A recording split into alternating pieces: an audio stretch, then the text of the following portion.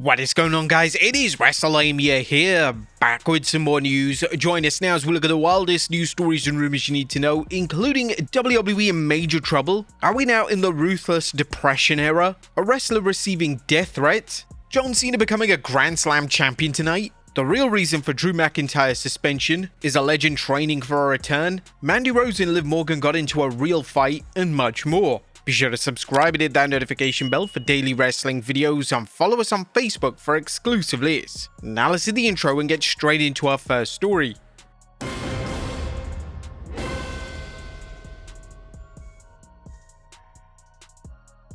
Now, first story looks at WWE in major trouble. Now, top story today takes a look at WWE's latest attendance problem, as things are going from bad to worse for the biggest wrestling promotion in the world. WWE attendance has been significantly down in 2025, and this has mainly been an issue with the SmackDown product. The blue brand has failed to capture the excitement of the fans, and some have even labeled it as the worst WWE output since 2019. Thankfully, nobody can top that shit show of a year though. But to make things even worse for WWE, ticket sales have now been revealed for the December 19th SmackDown, and the information makes for harrowing reading. According to the reputable site WrestleTix on X, WWE has sold just under 1,400 tickets for the show. That's it, 1,400 tickets. This could be one of the lowest attended shows in WWE history. Weirdly, WWE have only set up the arena for 4,000 or so fans, meaning that they're slowly accepting that SmackDown is no longer a show that fans want to attend in the masses. In June, WWE had a SmackDown show in the same exact arena that attracted way over 10,000 people. This is a drop-off of almost 9,000 fans. This is shocking, and WWE needs to act fast, or these horrific attendance numbers are only going to decrease as the months go on. And just remember that this is post-Mania, where WWE always receives a bit of a fall-off. The WWE has been urged to take action with the SmackDown product, as the reception to the product is completely in the gutter. Last week's show on Cage Match was rated as one of the worst shows of all time, and it's rather telling that when the WWE product is hot, they remind fans every 5 seconds, but when the product is failing to deliver, they're completely silent and refuse to make any significant changes. It was reported a number of weeks ago that the creative changes on SmackDown had been implemented, but these have yet to be seen with the shows that we've been getting as of late. Fans on social media have theorized that WWE is mainly focused on Raw, and this theory has a ton of merit. Raw is mostly consistent on a weekly basis, and the attendance numbers of the Red brand are sky high. The Netflix deal is evidently a big focus for WWE, but SmackDown has the face of the company on it, that being Cody Rhodes, so WWE are massively letting Rhodes and every other talent on SmackDown down by delivering lackluster creative. It's a surprise that the USA Network haven't expressed their disappointment with the SmackDown numbers, as they've been pretty much screwed over with their latest contract, and when it comes to renegotiate SmackDown's deal on USA, they may be in serious trouble. But are we now in the ruthless depression era? Last week, fans on social media were hilariously labeling this current WWE era as the ruthless depression era. This was mainly due to the product being underwhelming and lifeless, and our top WWE stars using the phrase on social media. Drew McIntyre would take to X to post pictures from his SmackDown appearance with the caption "Ruthless Depression." McIntyre is a name that is chronically online, as has evidently seen fans use the phrase and has decided to use it to further his WWE persona. It's somewhat a surprise that McIntyre has been given permission to use this catchphrase, especially due to what it represents within the IWC. If the post on X is mysteriously deleted over the next few days, it's likely down to WWE management taking issue with the phrase, and they want to avoid one of their top stars drawing attention to the negativity when it comes to the product. But whilst we're on the subject of Drew McIntyre, what was the real reason behind his WWE suspension? Drew McIntyre was written off WWE television on SmackDown by being suspended by Nick Aldis, and now we know the real reason behind this. It turns out that the former WWE champion is filming a movie, according to Dave Meltzer on the latest Wrestling Observer Radio. There's currently no news of yet in relation to how long McIntyre will be away from WWE programming, but his feud with WWE champion Cody Rhodes is far from over. Next up is Cena becoming a Grand Slam champion tonight. Now, a major championship match is reportedly set for tonight's episode of WWE Raw in Boston. The final Raw John Cena will be on in Boston. According to Body Slam, John Cena will challenge Dominic Mysterio for the WWE Intercontinental Championship, the one title Cena has never held, and if he wins it, he becomes a Grand Slam champion before he retires. It's been said that the match was originally scheduled for Survivor Series, but WWE has now changed plans and brought it over to Boston, which makes more sense as this is Cena's hometown, and this is his final Raw in his hometown. Interestingly, WWE have also uploaded a video of Dominic Mysterio's Intercontinental title reign. Is this foreshadowing his loss tonight? Next up, the truth behind an AEW incident. Now, over the weekend, an incident in AEW dominated headlines within the wrestling media, and now a further update has been provided. According to Fightful Select, Miranda Elise and Tegan Nox requested more than 3 minutes of time for the match, but this was impossible as the show had been planned out. PW Insider originally reported that Miranda Elise and the former Tegan Nox and Nixon Newell refused to lose to Anna Jay and Tay Conti. Fightful Select has heard that actually wasn't the case. Instead, the duo requested more than 3 minutes that were planned for the match. They were told that by then, the time for the show had been budgeted out and set. We're told that the two then left the show about an hour before it started. And it was also added that AEW simply wanted to help Nox out after she received a distinct lack of booking since her WWE exit. There was immediate and immense reaction internally from AEW personalities and staff. One AEW staffer told Fightful that both Newell and Elise are talented, but that there was a push to help Newell out after she revealed she wasn't getting many bookings. Another said that they were disappointed to hear about the situation, as it seemed out of character for Newell specifically. AEW sources reportedly informed Fightful Select that this isn't the first time Nox had an issue within AEW, which naturally isn't going to help her prospects when it comes to future bookings. But she's also receiving death threats. Now, both those wrestlers have since broken their silence on the matter, and according to both, they attended AEW television on Wednesday but weren't booked for the show.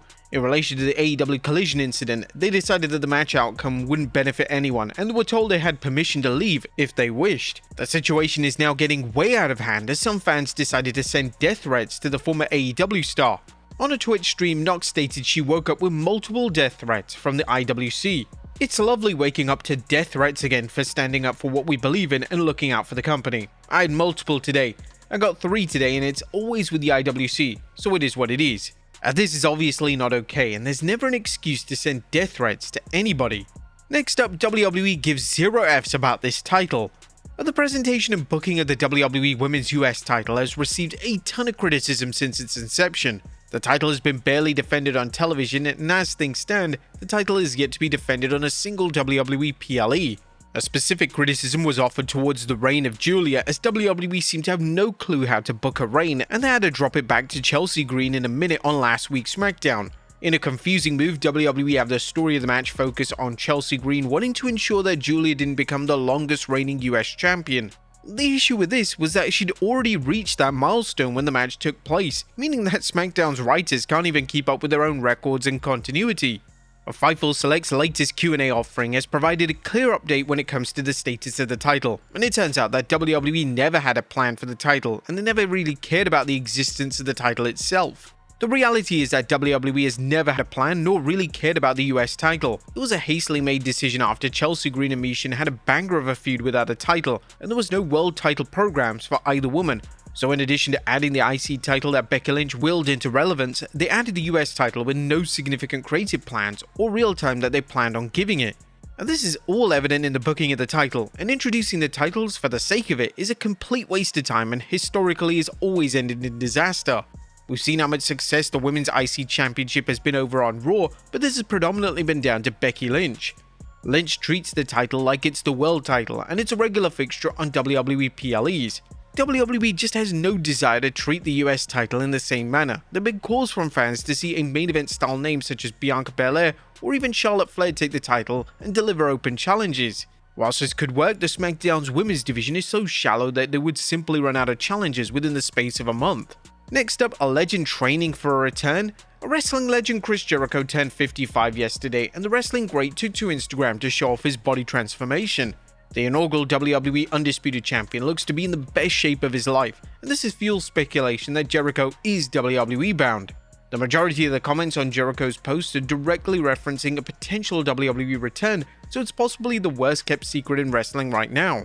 Jericho's AEW deal is set to expire next month, and it looks extremely likely that by January, Jericho is back in the WWE ring.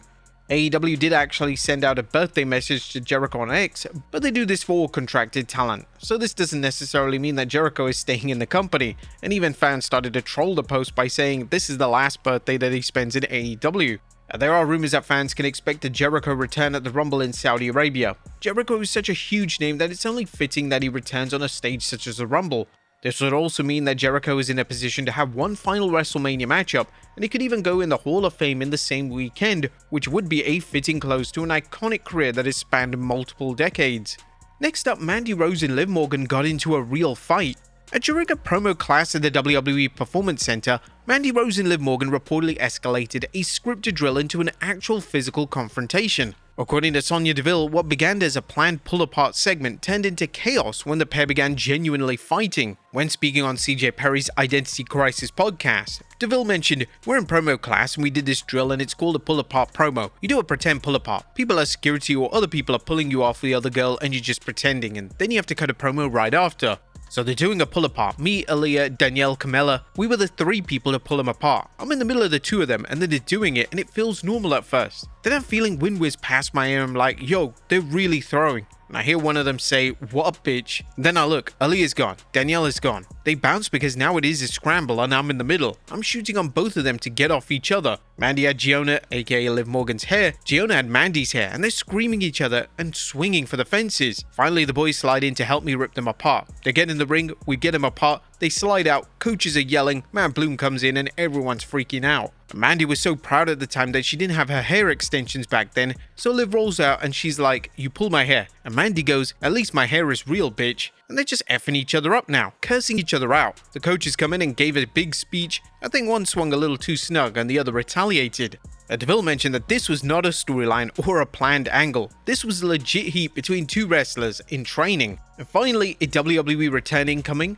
Our final story today takes a look at another return coming in 2026. 2026 could be the year of returns in WWE, as names such as Bianca Belair, Seth Rollins, and potentially even Kevin Owens could all return to action. One name that is also set to return is Zoe Stark, as Bodyslam Plus 5 Patreon reports that Stark is set to return in the middle of 2026.